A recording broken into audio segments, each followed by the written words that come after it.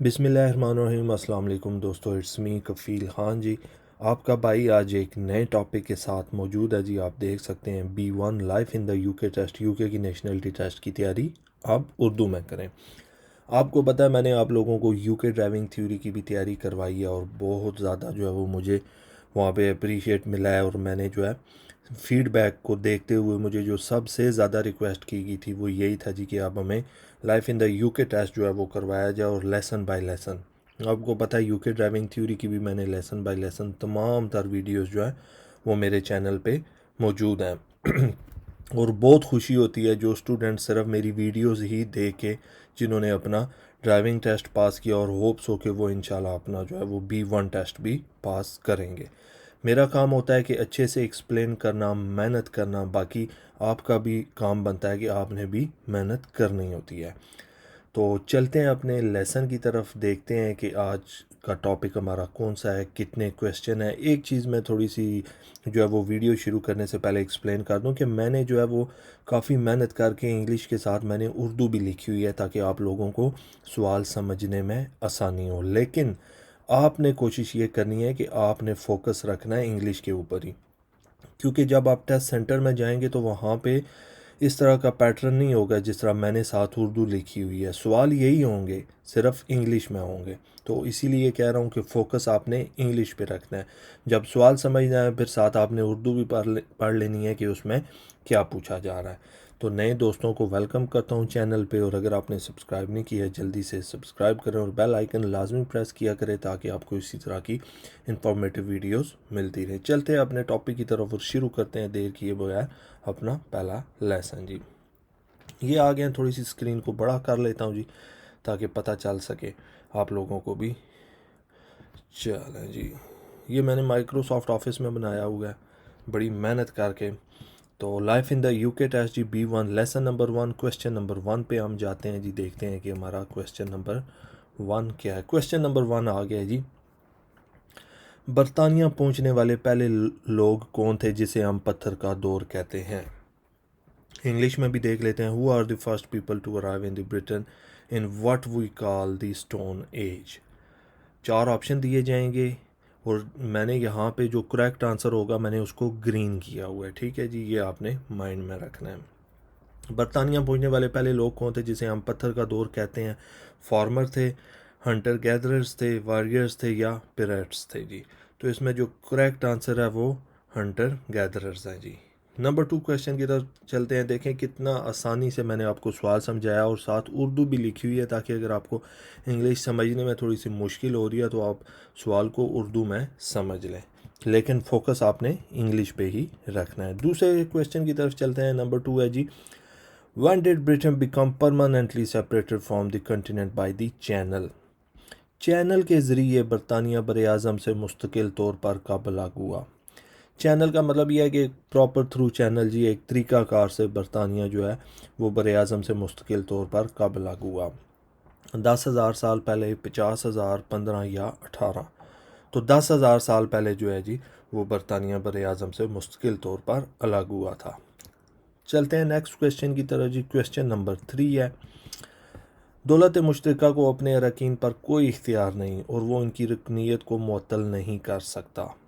True یا false, درست ہے یا غلط ہے؟ تو یہاں پہ گرین ہوا ہے، اس کا مطلب ہے کہ یہ غلط ہے۔ انگلش کو بھی تھوڑا دیکھ لیتے ہیں۔ The common wealth has no power over its member and it can't suspend their membership. یہ غلط ہے جی، دولت مشترکہ کو اپنے اراکین پر کوئی اختیار نہیں جی، بالکل ان کو اختیار ہے کہ وہ ان کی رکنیت معطل کر سکتے ہیں، ٹھیک ہے جی۔ سو لہٰذا یہ فالس ہے۔ نیکسٹ کویسچن کی طرف چلتے ہیں جی، بہت ایزی ہے، ویری ویری ایزی۔ سو کویسچن نمبر 4 پڑھتے ہیں جی، بلیک ڈیتھ کے بارے میں درج ذیل میں سے کون سا بیان درست نہیں ہے؟ Which of the following statement regarding the black death is not true? سوال سمجھ لینا ہے دھیان سے، سمجھ نہیں آتی آپ لوگ مجھ سے کمنٹ کر سکتے ہیں، میرا نمبر بھی دیا ہوا ہے، آپ مجھ سے ڈائریکٹ جو ہے وہ میسج پہ بھی، کال پہ بھی بات کر سکتے ہیں۔ تو اس میں 4 آپشن اسی طرح دیے ہوئے ہیں، جو گرین والا ہوگا وہ درست جواب ہوگا جی۔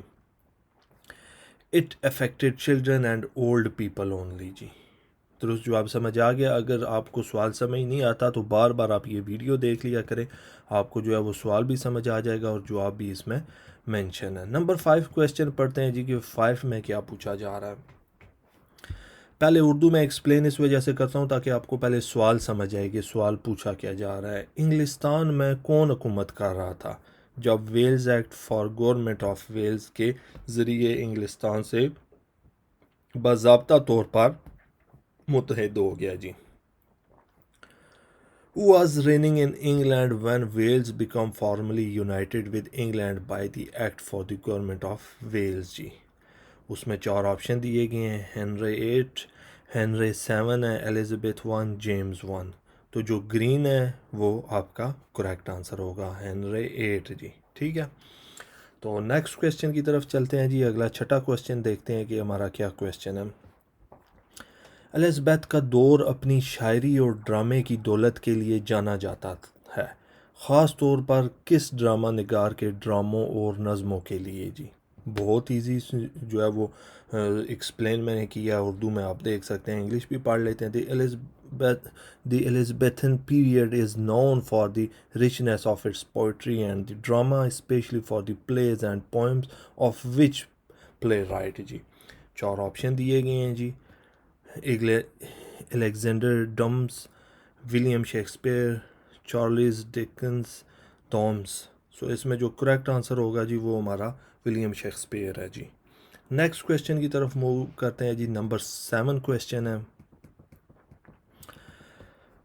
مندرجہ ذیل میں سے کون سا برطانوی زندگی کا بنیادی اصول نہیں ہے؟ Which of the following is not a fundamental principle of British life? Tolerance of those with different faiths and beliefs, the rule of law, autocracy, democracy۔ So green والا کریکٹ ہے جی، آٹوکریسی، ٹھیک ہے جی۔ برطانوی زندگی کا بنیادی اصول نہیں ہے، وہ ہے آٹوکریسی۔ نمبر 8 کویسچن کی طرف چلتے ہیں جی۔ مندرجہ ذیل میں سے کون سے 2 ماحولیاتی خیراتی ادارے ہیں؟ Which 2 of the following environmental charities؟ 4 option دیے گئے ہیں جی، 4 میں سے 2 جو گرین ہوئے ہیں وہ ماحولیاتی خیراتی ادارے ہیں جی، دی national trust, friends of the ارتھ۔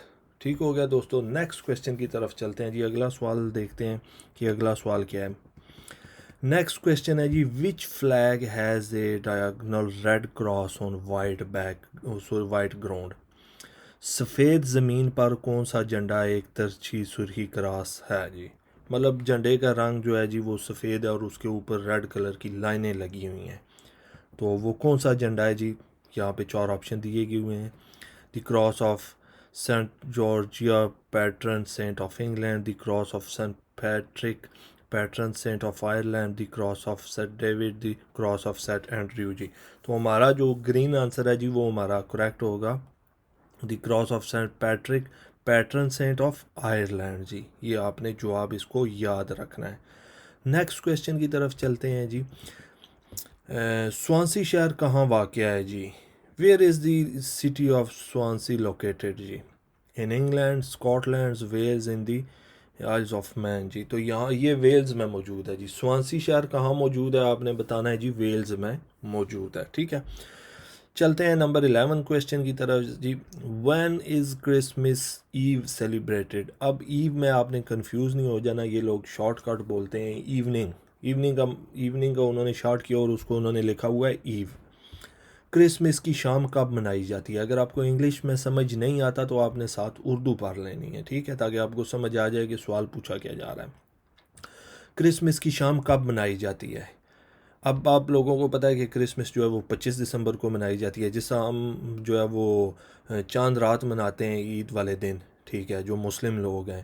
تو جس طرح ہم چاند رات مناتے ہیں، ایک دن عید سے پہلے رات کو منا لیتے ہیں، اس کو چاند رات کہتے ہیں، تو اسی طرح جو ہے وہ یہ کرسمس 24 دسمبر کو شام کو منا لیتے ہیں، کیونکہ اگلے دن ان کی بھی عید ہوتی ہے یا کرسمس ہوتی ہے جی، 24 دسمبر کی شام کو، ٹھیک ہے جی۔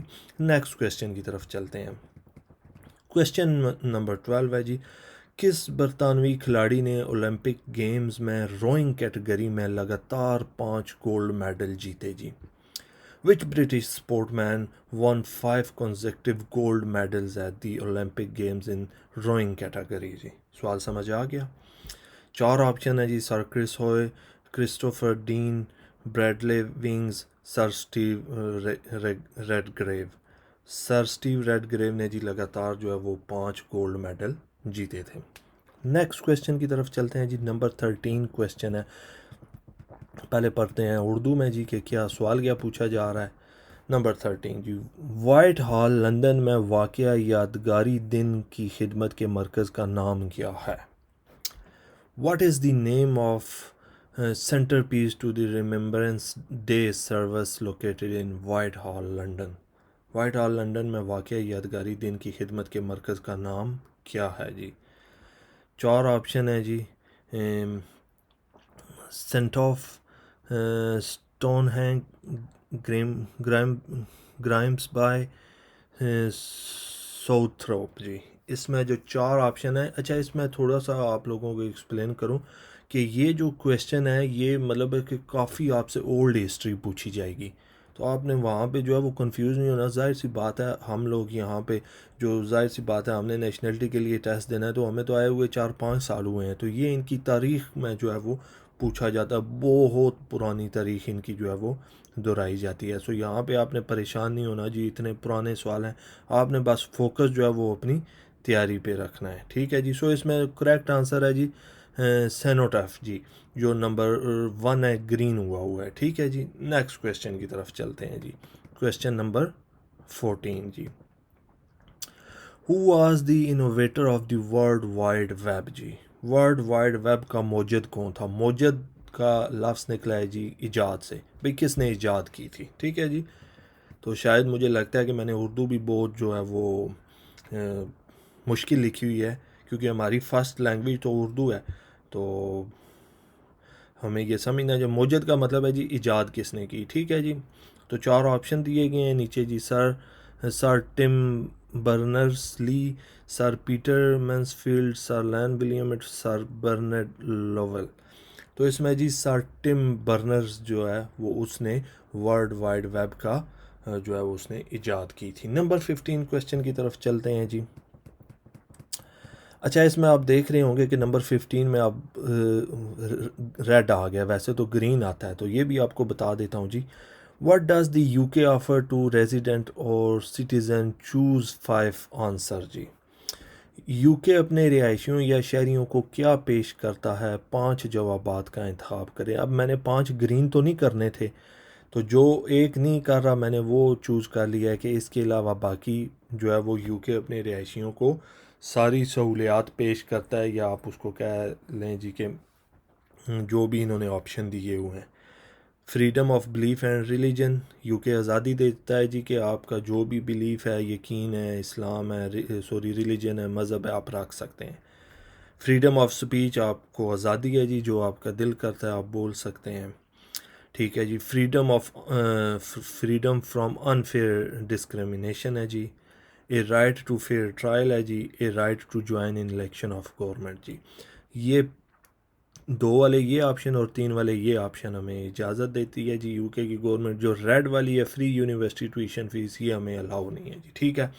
سو جب سوال سمجھنا ہے آپ، واٹ ڈز دی یو کے آفر اٹس ریزیڈنس اور سٹیزن؟ چوز 5 آنسر کے 5 کویشچن آپ نے چوز کرنے ہیں وہاں پہ، تو 5 جب آپ نے وہاں پہ چوز کرنے ہوں گے تو 2 یہ کرنے ہیں اور 3 یہ کرنے ہیں۔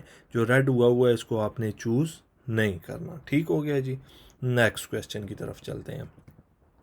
Number 16، when dead the wars of the roses start? گلاب کی جنگیں کب شروع ہوئیں جی؟ یہ مجھے بھی نہیں پتا تھا جی، یہ تو ظاہر سی بات ہے میں نے لیسن کو لے تیاری کی، یہ تو دیکھیں نا ہمیں مطلب بہت پرانی ہسٹری ہے یہ۔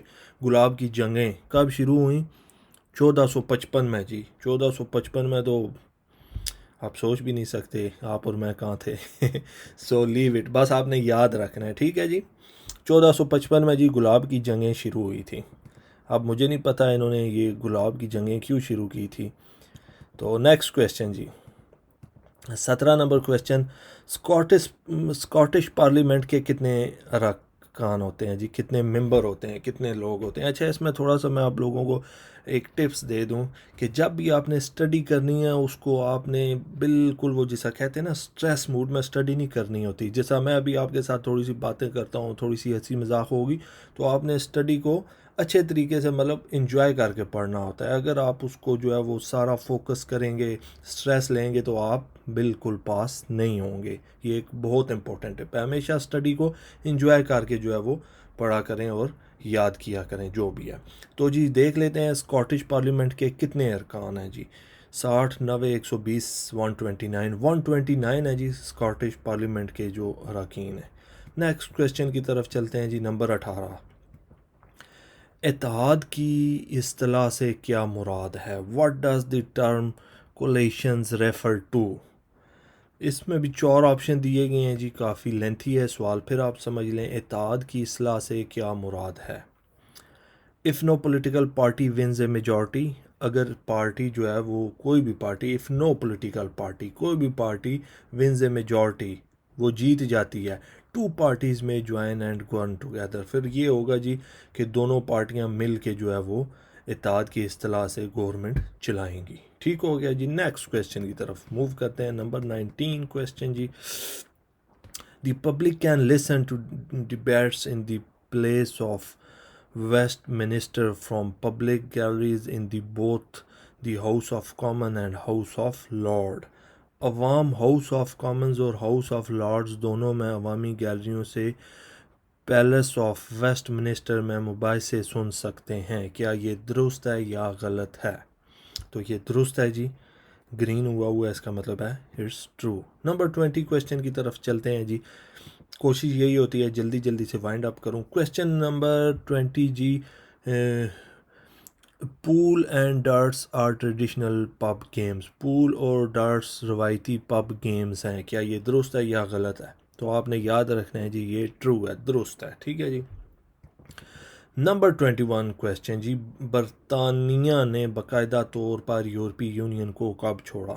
یہ ایک پہلا کویسچن ہے جو ہمارے ہوتے ہوئے یہ فیصلہ لیا گیا تھا جی.